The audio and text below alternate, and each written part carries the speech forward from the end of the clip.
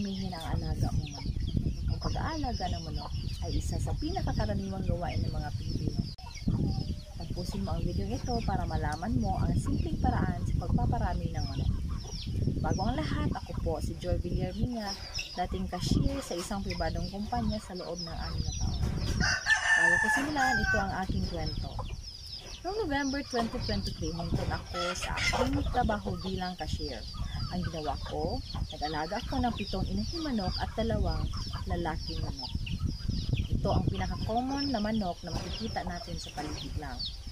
Ito ang tinatawag na manok Bisaya o native chicken na kadalasan mga alaga na manok ng lolo at lola ko sa bukid. Ang naging problema ko sa pag-aalaga ng manok ay ang pagkain nila sa araw-araw. Ang mahal talaga ng feeds ngayon. Kung wala kang ibang alternatibo na gagawin, magkakaproblema talaga. Kaya ang naging solusyon ko doon ay naghanda ako ng organic na pagkain tulad ng azalea plant.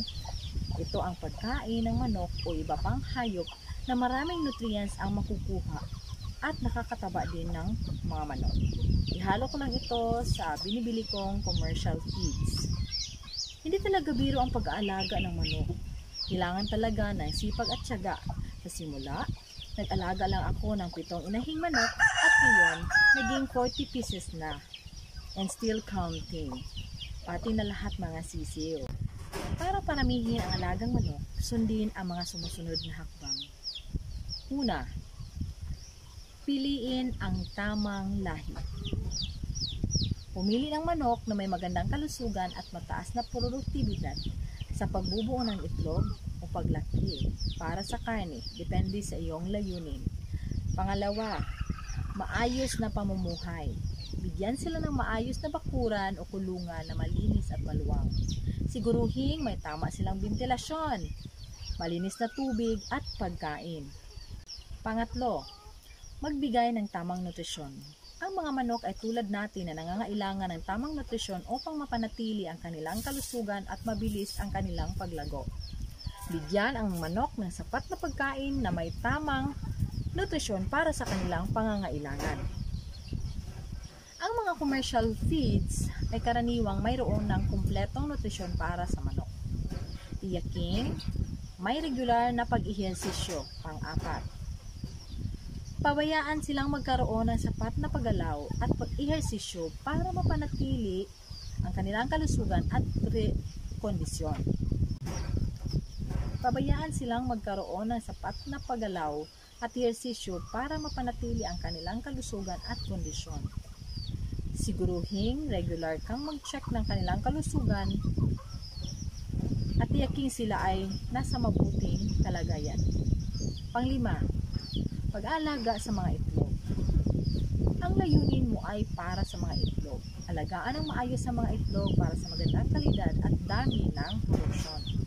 Pang-anim, ang layunin mo ay ang pagpaparami.